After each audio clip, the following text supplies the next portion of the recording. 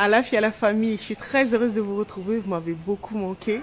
Aujourd'hui, épisode 72, nous allons pouvoir conclure ces épisodes sur l'élément feu pour pouvoir passer à l'élément suivant, c'est-à-dire l'élément air, qui nous permet de nous connecter à la connaissance et à la sagesse interne, d'accord, à la source de la sagesse.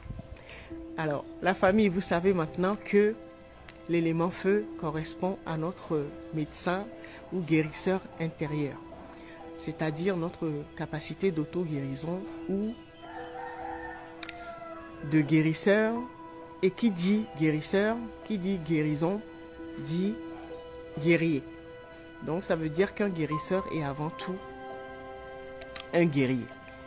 Alors, vous savez également que ça correspond à toutes les personnes qui sont nées sous un signe de feu ou qui ont un ascendant feu.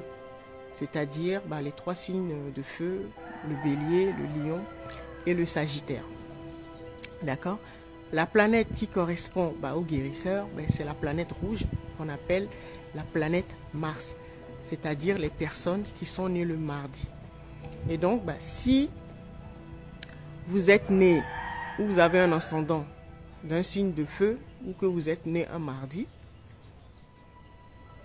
ça veut dire que vous avez des prédispositions pour déployer le guérisseur, un magnifique guérisseur au service de l'humanité.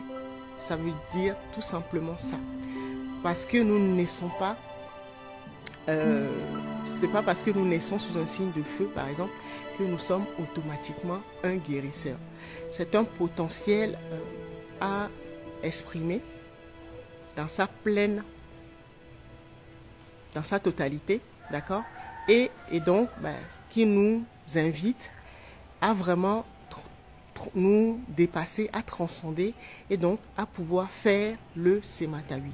Donc la première guérison s'adresse d'abord à nous, c'est-à-dire qui dit guérison dit faire le Sematawi, c'est-à-dire la réconciliation, unir les opposés. Et ces deux opposés ou ces deux polarités correspondent à notre partie masculine et notre partie polarité féminine. D'accord, pour redevenir l'androgyne que nous étions au départ. Ça veut dire que les dieux et les déesses fonctionnent de cette manière-là. On réussit à faire le Sematawi et donc fonctionnent avec leur âme et également avec leur esprit. Parce que tant qu'on n'a pas fait le Sematawi, nous fonctionnons soit avec l'âme, donc le cœur, c'est-à-dire nous savons donner, donner, donner sans recevoir, et ceux qui fonctionnent avec l'esprit, donc prennent et ne savent pas donner. Alors pour vous situer, vous prenez par exemple sur les réseaux sociaux. D'habitude, quand vous regardez un contenu, une vidéo par exemple, au bout d'une minute au plus, vous savez tout de suite si ça vous intéresse et soit vous continuez, ou si ça ne vous intéresse pas, au bout d'une minute maximum, vous zappez. D'accord? Et si vous regardez la vidéo jusqu'au bout, ça veut dire que la vidéo vous a plu. Et donc,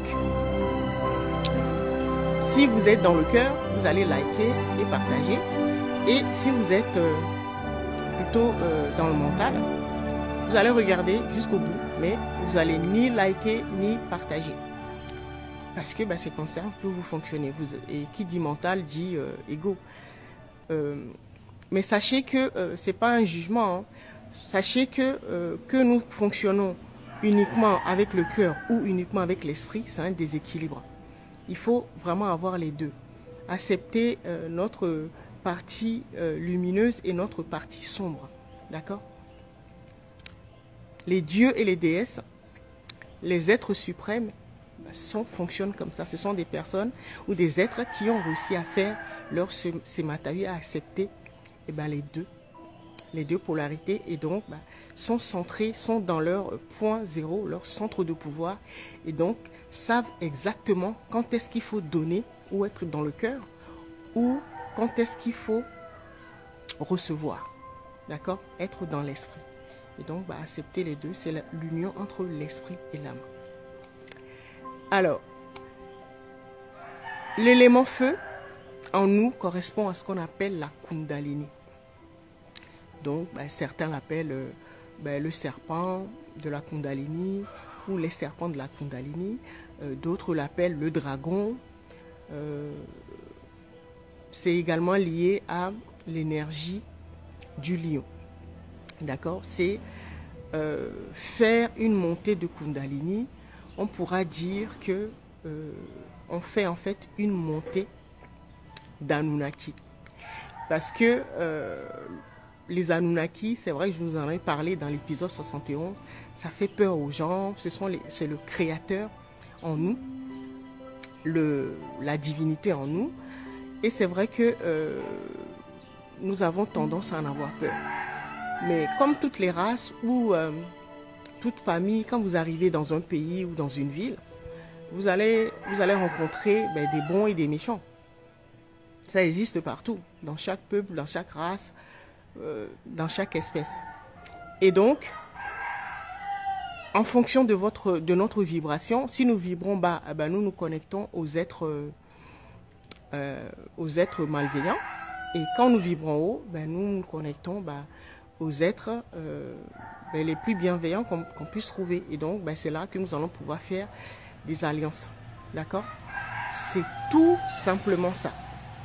Et donc, pour dire, je fais une montée de Kundalini, d'accord, après le Sematawi dont je vous ai parlé tout à l'heure, pour dire que je fais une montée de Kundalini, on peut également dire, je fais une montée d'Anunnaki.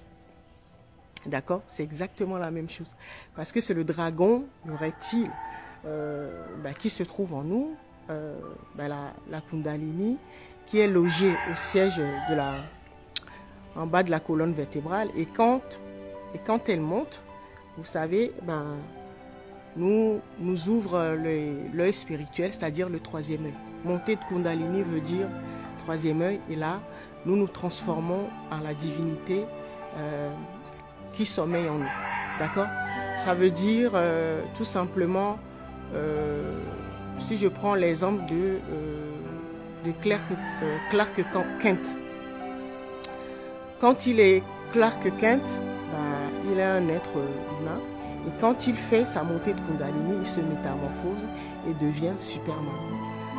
Quand le roi N'Challa est roi N'Challa, et quand il fait sa montée de Kundalini, il devient Black Panther. C'est tout simplement ça. C'est quand on fait une montée de Kundalini ou une montée d'Anunnaki, on fait ressortir le super-héros ou la divinité qui sommeille en nous. C'est tout simplement ça. Et c'est la Kundalini ou l'Anunnaki qui sommeille en nous qui ressort. D'accord? C'est tout simplement ça. Parce que les Anunnaki, on peut dire c'est la race primordiale. Là, je parle de l'époque où toute l'humanité était noire. Toute l'humanité était africaine. Et il n'y avait pas encore d'Européens, asiatiques et tout le reste. Au départ, tout le monde était africain. D'accord? Et l'humanité était une. Et tous les continents ne faisaient qu'un. Donc il n'y avait qu'un seul continent qu'on appelait le continent Terre. Parce que au-delà des glaces, tout autour, la Terre est un continent et la grande planète s'appelle Gaïa et c'est au-delà de notre Terre, donc du continent Terre, vous allez trouver d'autres continents. Et pour pouvoir accéder, on y accède par modification de l'état de conscience, donc par méditation et tout le reste. D'accord? Et donc, c'est tout simplement ça. Il ne faut pas que Anunnaki vous fasse peur, parce que c'est le généticien qui sommeille en nous, c'est le créateur par excellence qui sommeille en nous. Et pour pouvoir retrouver cet état d'Anunnaki, nous devons faire ressortir tout simplement, faire une montée d'Anunnaki, faire une montée de Kundalini pour pouvoir retrouver le super-héros qui sommeille en nous. Dans la deuxième partie, je vais vous donner un cas concret pour illustrer ces propos et vous allez mieux comprendre de quoi